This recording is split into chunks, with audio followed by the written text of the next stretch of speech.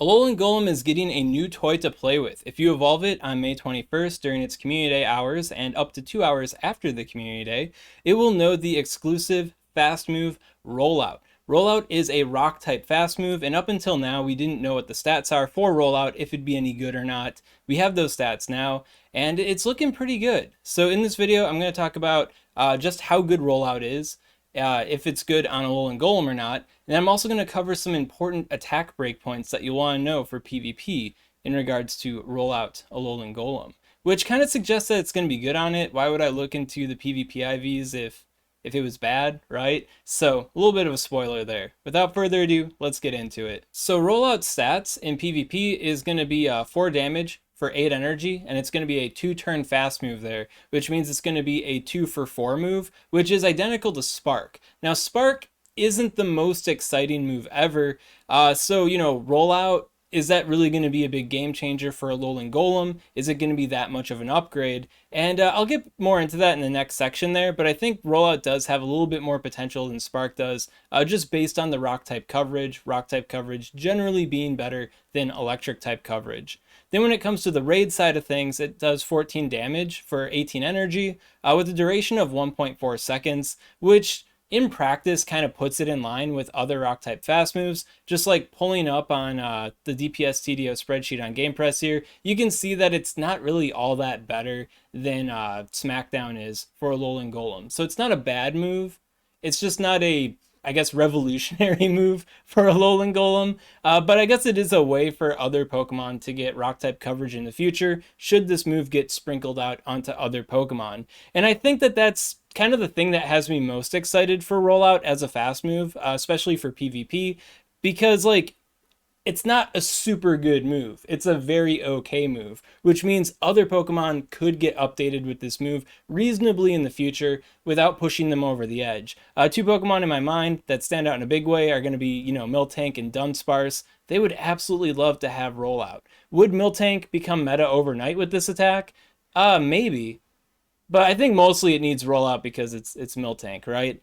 At any rate, back to Alolan Golem. What does Rollout do for it in the PvP meta? So what does Rollout mean for Alolan Golem in Great League PvP? Well, we know that Rollout now is a 2 damage for 4 energy per turn attack. Volt Switch is 3 damage for 4 energy per turn attack. So just looking at the base numbers here, you wouldn't expect Rollout to be all that much better than Volt Switch. But what Rollout has going for it here is that it's got rock type coverage. Generally, rock type damage is more useful than electric type damage is. Electric is quite good, but generally rock type damage is a bit better.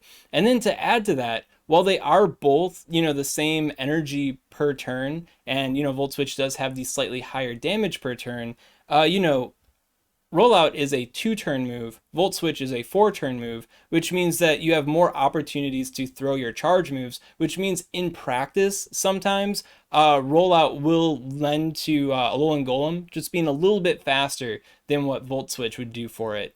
And as a result, looking at its matchups against the general Great League meta and looking at some specific Kanto Cup matchups using the Matrix Simulator on pvpoke.com, I found that, yeah, Rollout has basically the same wins for the most part as Volt Switch.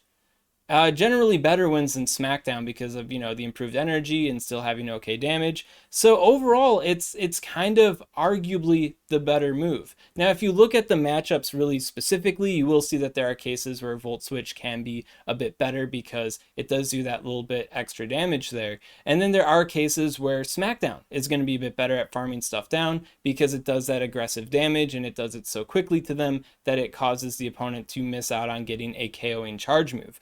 But when it comes to having, the best of both worlds, I'd say Rollout does a really good job for Alolan Golem. When it comes to the Kanto Cup specifically, it has improved matchup against Lapras compared to the other 2 fast moves, and does a little bit better against Grimer and Muck, both Kanto and Alolan forms, at times as well. And I'd say in general, it could be the better of the Rock Bros when it comes to the Kanto Cup specifically.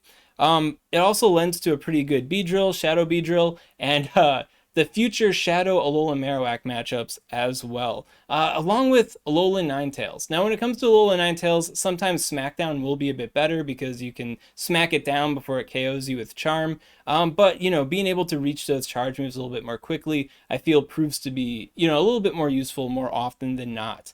And then it also has an improved Walrein matchup. So if you're in the Holiday Cup, for instance, stuck against a Walrein there, well, now things are going to be a little bit better for Alolan Golem. Just to reiterate here, I don't think that Rollout really revolutionizes Alolan Golem here. A lot of those matchups are matchups it was already doing good in before. It's just Rollout makes it even better for Alolan Golem in those specific matchups. There will still be matchups. There will still be scenarios, metas, use cases for Volt Switch and Smackdown still. But I think for just the ubiquitous bread and butter first choice, I think Rollout here is going to be a pretty good move. And if it's a pretty good move, what about them PvP IVs? How could we make it a better move?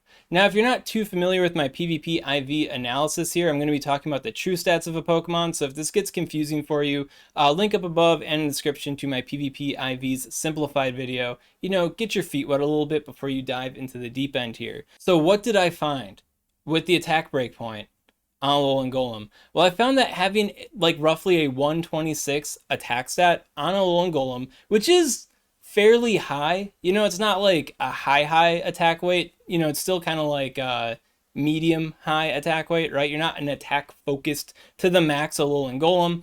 But yeah, looking at like a 126 attack stat allows you to get a breakpoint on a Alolan Raticate, the normal kind of Alolan Raticate, improving the 1-1 matchup. The 1-1 being you spend 1 shield, your opponent spends 1 shield, and can even potentiate the 1-2 shield scenario. So you spend 1 shield and your opponent spends 2 shields.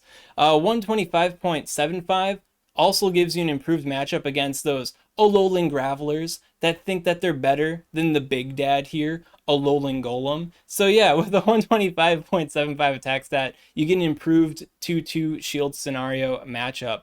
If you have at least a 125.66 attack stat, you get cleaner Shadow Alolan Marowak KOs. I haven't done a video on Shadow Alolan Marowak yet. If you don't know, in a future event, near future event here, we will be able to evolve our Cubones into Alolan Marowak, which means we can evolve our Shadow Cubones into Shadow Alolan Marowak. More details on that event in the future are linked to the event in the description too if you want to read up on it. But Shadow Alolan Marowak does seem to be like the better Alolan Marowak, unfortunately. But you get breakpoint on it, right? You get a breakpoint, and it makes it so that you can KO more often on the Rock Blast. You don't have to go for a bigger attack to KO it in a lot of situations, which is a lot more consistent to work with, right? You can also get the 1-2 shield scenario on an Electrode with a 125.48 attack stat. I don't know how often we see Electrode in the meta, but Holiday Cup invites electric types. The Kanto Cup invites Electrode, and Electrode has seen some uses in those metas, so having an improved Electrode matchup can't hurt, right? One thing that we do see a lot in the Kanto Cup, though, is going to be that Shadow Beedrill. And if you have a 124.79 attack stat, I'm going in descending order here, guys. Or less, honestly, because it's hard to get good bulk on a Shadow Pokemon. But, 124.79, it's kind of where it starts for the rank 1 Shadow Beedrill. You get improved 2-2 shield scenario potential. It can take you out straight X-Scissor. I don't know if the Shadow Beedrills know that, but if they go for Drill Run, they may possibly lose, right? But if you have this attack breakpoint, if they go for a Drill Run and you shield the Drill Run, then yeah, they absolutely will lose, and you have more potential now in the 2-2 shield scenario if they do end up going for the straight X-Scissor there. And it's going to feel a little bit more like the 1-2 shield scenario, so 2-1, you spend 2 shields, they spend 1 shield, because if they have an energy lead, assuming that you swap into the Beedrill, right, then you have to not throw a second charge move in order to beat it down with the straight fast move damage. The kind of situation where Smackdown is looking a little bit better because you're able to more consistently farm them down with the fast move, but we're trying to encompass other matchups outside of Shadow Beedrill, right? So I don't know how many people safe swap in the Shadow Beedrill, but actually I think I've done that in the past. Not in the Kanto Cup, I think in the Remix Cup.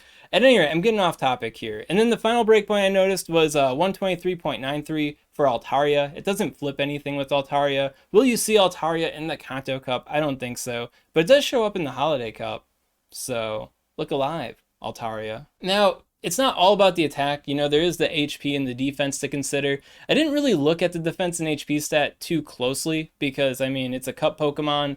It's Alolan Golem. How much time do you want me to spend on this, guys? But I did notice that about 118 defense allows you to get most of the important defense breakpoints that I came across. So a little bit higher could be a little bit nicer. A little bit lower might not hurt you too much, but I think I'd try to keep at least 118 defense as the standard. And then after that, get as much HP as you can. So overall, I think because Alolan Golem is still going to be like a Cup Pokemon, then you're going to want to have it fortified for the Cup. And if you're going to have it fortified for the Cup, then you may as well go for that 126 attack stat, so, you know, even Alolan Raticate can't get past you. And if you want a table that showcases all the different IVs that hit these specific attack and defense stats, in the description, link to PvPIVs.com. I got a table curated precisely for that.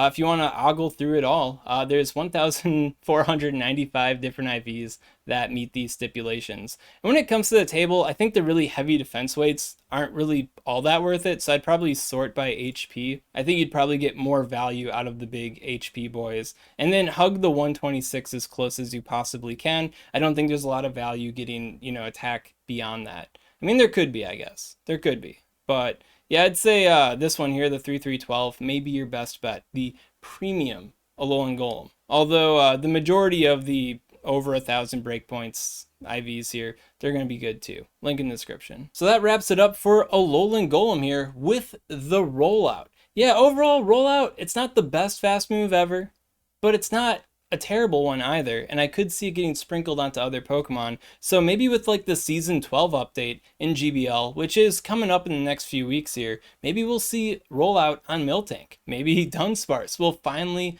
get a good move.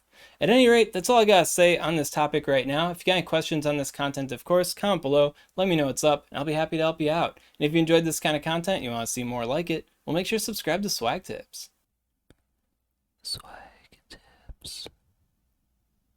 I'd also like to give a special shout out to these Patreon supporters. If you want to support Swagman on Patreon, link in the description. We know that Volt Switch is 3 damage for 4 energy per turn attack. So how could Smackdown... This is hard. This is really hard. Roll out.